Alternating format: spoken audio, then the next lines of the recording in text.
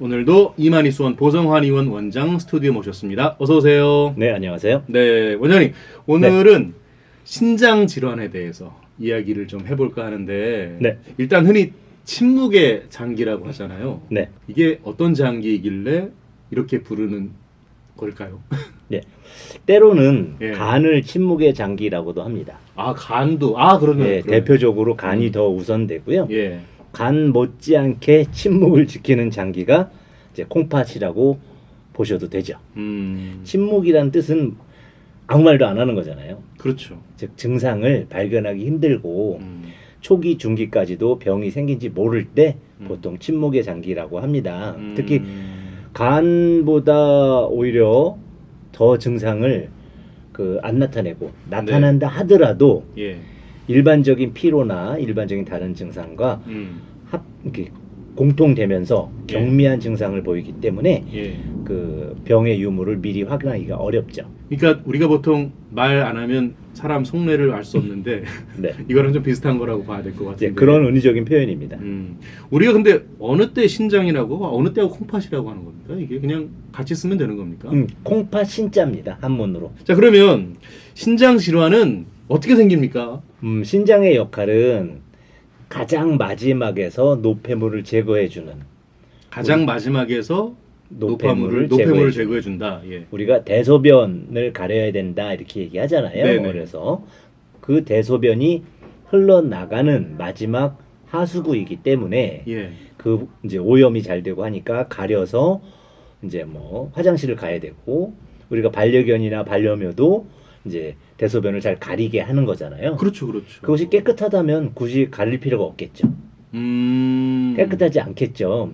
즉 몸 안에 남아 있으면 예. 큰 독성을 유발하기 때문에 예. 대변으로 내보내고 소변으로 내보내야 되는데 예. 그 중에 소변 계통, 예. 수분의 배설에 여러 가지 배설 루트가 있습니다만 예. 가장 많은 수분을 배설하는 곳이 콩팥이죠. 아. 그런데 그 콩팥이 노폐물을 잘 배출하면 좋지만 여러 질환, 나이 뭐 이런 것들에 의해서 잘 배출하지 못하게 되면 그 독소가 몸에 있겠죠.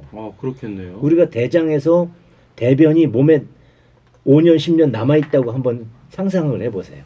어우. 독성이 딱 이해가 되시잖아요. 예, 그냥 상상이 잘 안 될 정도로. 네. 예, 그런 현상이 신장에서 나타낼 수 있고요. 그 독소는 이제 혈관이나 이런 곳으로 흘러가면서 예. 이제 전신의 어떤 대사성 질환 또는 심장 질환까지도 유발할 수가 있습니다. 그러면 그 어쩐 전체적인 몸의 밸런스나 어떤 뭐 혈관 뭐 이런 거 다 영향을 받는 건가요? 그렇습니다. 신장 질환 자체가 생기는 이유는 급성적인 어떤 질환에 의해서 생기기도 하고, 예. 우리가 대사성 질환을 잘 알고 있는 당뇨병, 예. 그리고 고혈압 등에 의해서 잘 생기게 되고요. 예. 결국은 혈관이 손상이 되는 겁니다. 결국은 혈관의 손상. 예, 그래서 신장 안에 있는 사구체나 이런 쪽에 신장이 손상되면서 예. 걸러내는 작용을 잘 못하게 되고, 그 남은 찌꺼기들이 혈액 속에 나가서 몸을 산성화시킨다든지 몸에 염증을 유발을 한다든지 그 피로독을 해독하지 못하면서 만성 피로를 유발한다든지 뭐 등등의 여러 질환이 진행되다가 나중에 아예 신부전이라고 해서 예. 망가져 버리는. 그래서 인터넷이나 아니면은 뭐 드라마 같은 데 보면은 신장 뭐 가족끼리 그 이식 수술도 하고 예. 또 이제 우리가 투석하러 모시러 다니고 뭐 이런 부분에 대해서 많이 접하시잖아요. 그런 부분들이 이런 신장 질환의 만성화 내지는 그 악화가 만들어내는 이제 결과죠. 앞서서 왜 간이 또 침묵의 장기라고 해주셨잖아요. 그렇습니다. 근데 우리가 보통 이제 얼굴색 보고서 간이 안 좋은가 봐 뭐 이렇게 표현들 하잖아요. 그렇습니다. 근데 우리가 콩팥을 두고서는 이런데 콩팥이 안 좋을 것 같아 뭐 이렇게 언급은 잘 하지 않잖아요. 그러나 저희 이제 의료진 입장에서 볼 때는 예. 얼굴을 보고 이분은 간이 안 좋겠구나. 예. 이분은 신장이 안 좋겠구나 이렇게 좀 판단을 합니다. 예. 얼굴색을 보고도 그렇습니다. 콩팥 부분도요. 예, 간과 신장의 색깔이 조금 다릅니다. 그래요? 어떻게 다릅니까? 산성화되어 있기 때문에 혈액이 산성화되어 있는 부분으로 납색이라고 해야 되나요? 이제 검은색인데 약간 회색빛을 띠는 예. 탄성이 없고 이제 그런 이제 그 잿빛 얼굴을 띠게 되고요. 네. 이제 간은 오히려 약간 피로에 의해서 음. 붉은 검붉은 색을 주로 띠게 됩니다. 그 증상이 아예 전혀 없습니까? 아, 그렇진 않습니다.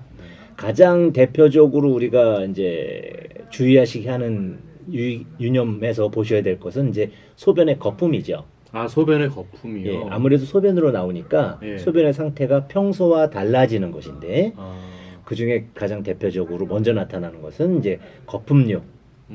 거품이 어느 정도 너무 많이 나오면 예. 이제 일단 의심하기 시작하셔야 되고요. 아, 그래요. 그 외에도 뭐 혈뇨라든지 예. 아니면 콜라색 소변이 나온다든지 하는 증상도 유발할 수 있고요. 예. 예. 그러면서 이제 붓는 것. 몸이 붓는 거. 그렇죠. 소변으로 잘 안 나가면 그게 몸에 어딘가에 가겠죠. 아. 그렇죠. 그랬을 때 눈이 붓거나 아. 예, 얼굴이나 손발이 붓거나 하는 그런 두 가지 증상이 나타나면 일단은 의심을 해보셔야 됩니다.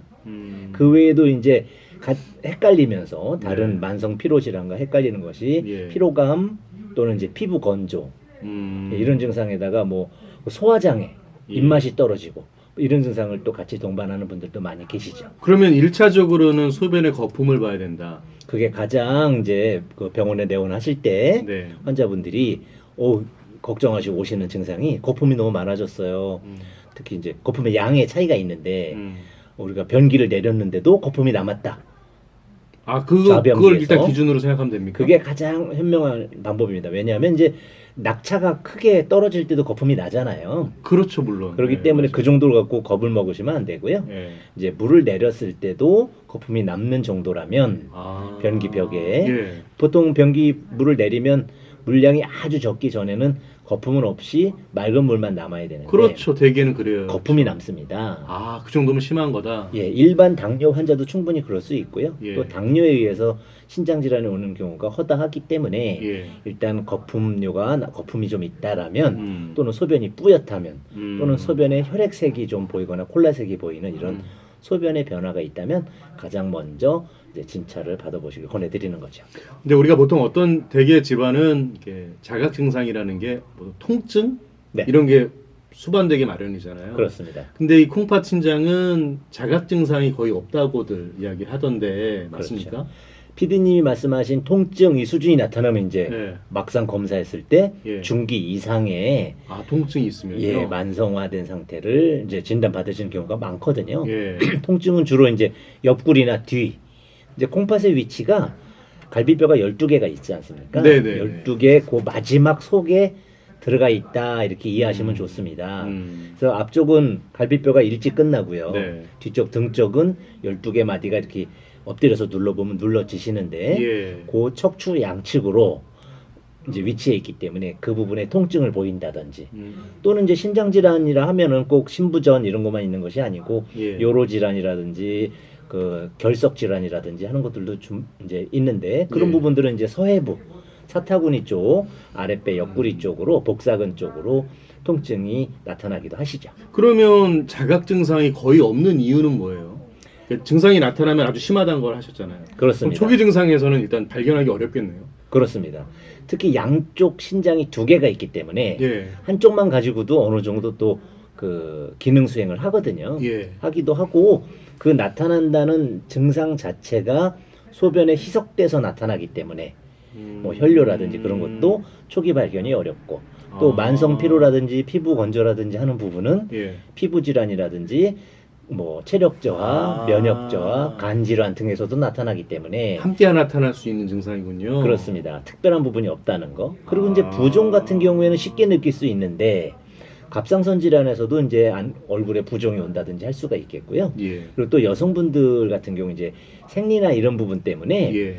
그 부종을 수시로 겪으신 분들이 많습니다.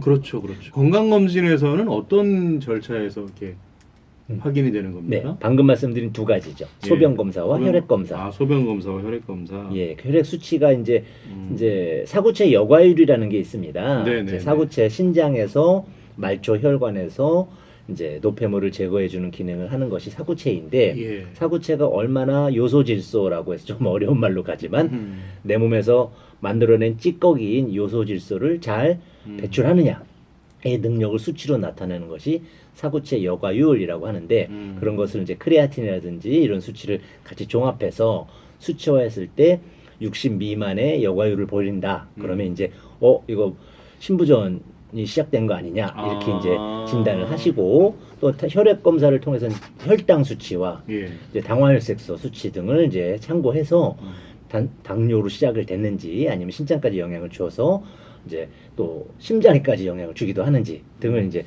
기본 검사 이후에 추가 검사를 통해서 확진을 해드리죠.